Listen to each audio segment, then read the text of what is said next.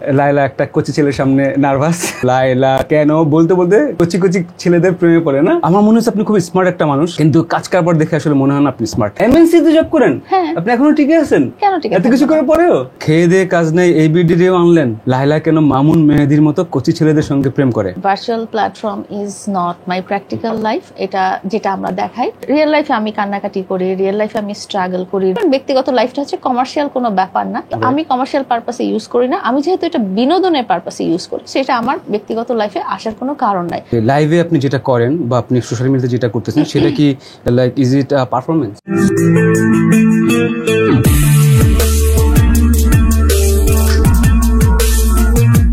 আমরা চলে আসছি সেই বহুল আকাঙ্ক্ষিত প্রতীক্ষিত লং ওয়েটিং শোতে। আমার সাথে আছেন ওয়ার্ল্ড ফেমাস মঞ্জু আহমেদ, আর আমি আজকে তার ইন্টারভিউ নিতে চলে আসলাম তার স্টুডিওতে। আচ্ছা, হ্যাঁ, আরে হেভি সুন্দর লাগতেছে তো, আপনাকে তো অনেক ফর্সা লাগতেছে। আমি পাউডার লাগাই আসছি। আমি আর মঞ্জু ভাই চলে আসছি একটা চায়ের আড্ডায়, যদিও সে আমাকে এখনো চা দেয় না, সে সাজছে কিন্তু। তো দেখতে থাকেন, আমাদের খুব মজার আড্ডা হবে। ওকে, এই প্রথম মনে হয় লায়লা একটা কচি ছেলের সামনে নার্ভাস হয়ে যাচ্ছে অনেক। হ্যাঁ, এখনো প্রেমে পড়ে নাই, সেই জন্য মনে হয়।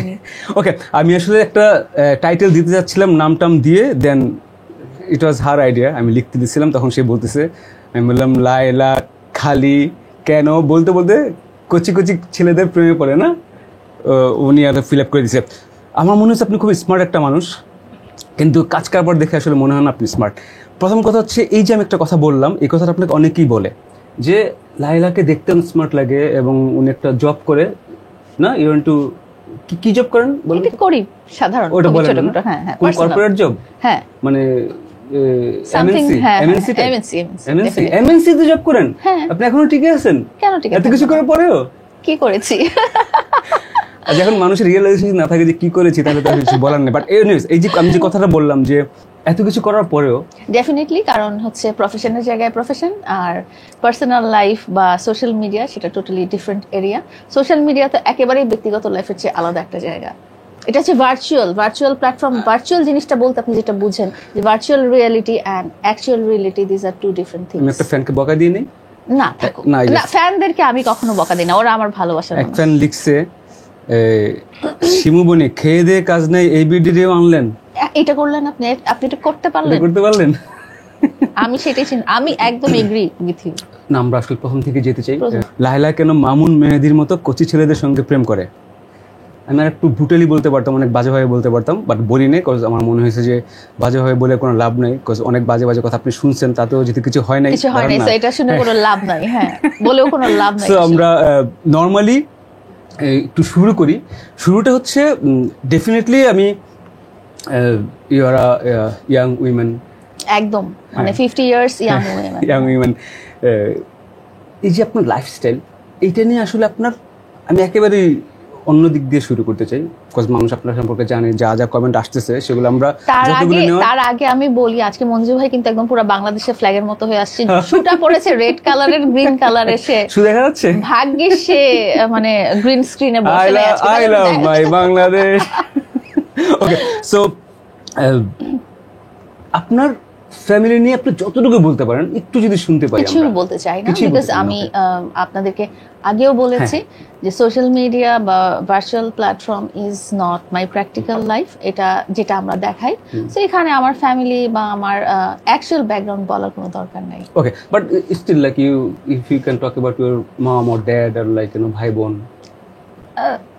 এটাও আসলে বলার কিছু নাই। আমরা দুই বোন, বাট এটা আসলে বলার কিছুই নাই। হ্যাঁ, আমি বলে ফেলছেন তো, বলার কিছু নাই মানে ইন ডিটেইলস লোকজন আসলে জানতে চায়। আমি না ডিটেইলস আমি জানতে চাই না, হ্যাঁ, because I am not gonna like send you a marriage proposal for sure. So আমার ডিটেইলস জানার দরকার নেই আসলে। হ্যাঁ, অফ কোর্স, সত্যি? হ্যাঁ, কনফার্ম। বিয়ে করছেন আপনি? না, করি নাই। বিয়ে করে নাই, কিন্তু তারপর সে খুব কনফার্ম যে সে আমাকে ওইটা দিতে চায় না, ফর শিওর। সো যেহেতু আমি পাঠাবো না, বাট আমি শুধু জেনে নিতে যাচ্ছি, বিকজ দেখেন আপনাকে নিয়ে আপনিও বারবার এমফাসাইজ করতেছেন সোশ্যাল মিডিয়া নিয়ে, তো আপনি হয়তো এটা একটা স্ট্যাম্প লাগাইয়ে রাখেন যে ভাই সোশ্যাল মিডিয়াতে আমি এরকম, রিয়েল লাইফে আমি এরকম না।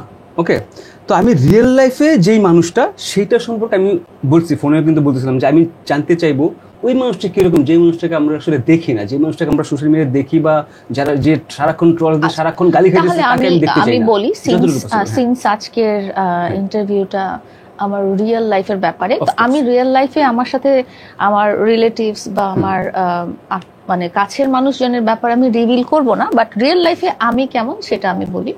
রিয়েল লাইফে আমি খুবই সাধারণ মানুষ। আমি ঘরের কাজও করি, আমি বাচ্চা কাচ্চাও দেখাশোনা করি, আমি একটা জবও করি, আমি আমার মাকে দেখাশোনা করি, আমি সামাজিক প্রোগ্রামগুলোতেও যাই। রিয়েল লাইফটা আমার একেবারে আপনারা যে সোশ্যাল মিডিয়াতে আমাকে যেটা দেখেন ওরকম না। আর মানে রিয়েল লাইফে একটা সাধারণ মানুষ, রিয়েল লাইফে আমি কান্নাকাটি করি, রিয়েল লাইফে আমি স্ট্রাগল করি, রিয়েল লাইফে আমার টাকা পয়সা নিয়ে টানাটানিও হয়, রিয়েল লাইফে আমি মানুষের বকাঝকা খেয়ে স্যাডও হয়ে থাকি।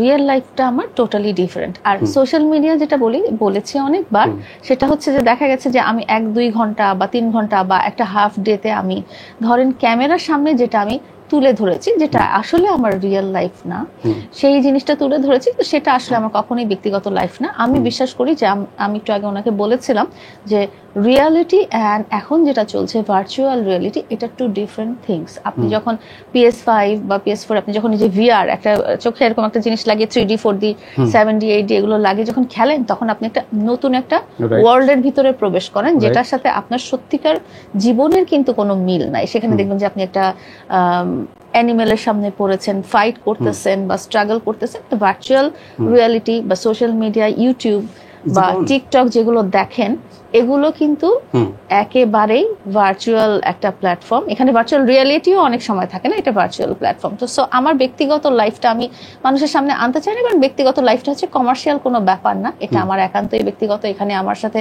যারা আমার পরিবার পরিজন বা আত্মীয় স্বজন, তারা আসলে সোশ্যাল মিডিয়ার অংশ না। সোশ্যাল মিডিয়া মানুষ কি করে, দুইটা পারপাসে ইউজ করে, একটা হচ্ছে নিজের কমার্শিয়াল পারপাস বা ধরেন এন্টারটেনমেন্ট, বিনোদনের পারপাস। তো আমি কমার্শিয়াল পারপাসে ইউজ করি না। আমি যেহেতু এটা বিনোদনের পারপাসে ইউজ করি, সেটা আমার ব্যক্তিগত লাইফে আসার কোনো কারণ নাই। আমি আরেকটা জিনিস ডিফারেন্সিয়েট করতে চাই, সেটা হচ্ছে আমার প্রফেশনাল লাইফ এবং পার্সোনাল লাইফ, সেটার মধ্যেও কিন্তু আমি একটা লাইন রেখে দিয়েছি। কারণ হচ্ছে যে আপনি যখন স্কুলে যান, তখন নিশ্চয়ই আপনি আপনার ভাই বোন মা বাবাকে নিয়ে পড়তে যান না, ক্লাসরুমে বসেন না। বা আপনি যখন জব করেন, আপনি যখন লয়ার বা আপনি যখন ডক্টর, আপনি কিন্তু ওই অপারেশন করার সময় বা আদালতে ডিফেন্ড করার সময় আপনি আপনার মা বাবা ভাই বোনকে রাখেন না। সো ইভেন দো যারা কমার্শিয়াল পারপাসেও সোশ্যাল মিডিয়াটা ইউজ করে, তাদেরও উচিত না যে মা বাবা ভাই বোন পরিবারের মানে ভিতরে যা হচ্ছে সবকিছু তুলে ধরা। আপনি যদি বিনোদনের পারপাসে ইউজ করেন তাহলেও দরকার নেই, আপনি যদি কমার্শিয়াল পারপাসে ইউজ করেন তাহলেও দরকার নেই, আনটিল আনলেস আপনার ফ্যামিলি মেম্বার বা সন্তানরা সোশ্যাল মিডিয়ার part. I hope I could clear you. না, আমি তাহলে কি যে লাইভে আপনি যেটা করেন বা আপনি সোশ্যাল মিডিয়াতে যেটা করতেছেন, সেটা কি like is it a performance? আমি যদি বলি যে আমার যে একজন পার্টনার ছিলেন, উনি আসলে সোশ্যাল মিডিয়া লোক ছিলেন। হ্যাঁ, আপনি কিন্তু 4 বছর আগে আমাকে কখনো ফেসবুকে দেখেন নাই, কারণ তখন আমি ফেসবুক ইউজই করতাম না। তখন আমি টিকটক নামে যে একটা অ্যাপ আছে এটাও জানতাম না। সো উনি যখন আমার ব্যক্তিগত মানুষটা যখন একজন সোশ্যাল মিডিয়ার অ্যাক্টিভ মেম্বার ছিলেন, তখন দেখা গেছে কি তখন আমি তার পাশে ছিলাম। তখন আমি কন্টেন্ট মেক করতাম না, তখন আমি টিকটক বানাইতাম না, কিছু না। তো তার পাশে থাকতে থাকতে সে যখন আমাকে তার কাজের অংশ করে নিয়েছে, তখনই কিন্তু আমি সোশ্যাল মিডিয়াতে দেখিয়েছি আমাকে। হ্যাঁ, না হলে আমি ছিলাম না কোথাও। আর ওইটাতে আমরা সামটাইমস স্ক্রিপ্টেড কন্টেন্ট করেছি, সামটাইমস দেখা গেছে রিয়েল লাইফেরও কিছু শেয়ার করেছি, যেমন আমাদের লাইফস্টাইল ছিল, আমরা বেড়াতে গেছি কোথাও, সেগুলো আমরা লাইভ করেছি। এখানে মিক্স ছিল ওই 4টা বছর। বাট উনি যখন থেকে চলে গেছে, তখন তো আমার আর পার্সোনাল কোনো কেউ নাই যে সোশ্যাল মিডিয়াতে আছে। তো উনি চলে যাওয়ার পর থেকে এখন পর্যন্ত যেগুলো দেখেন সেগুলো সবই স্ক্রিপ্টেড।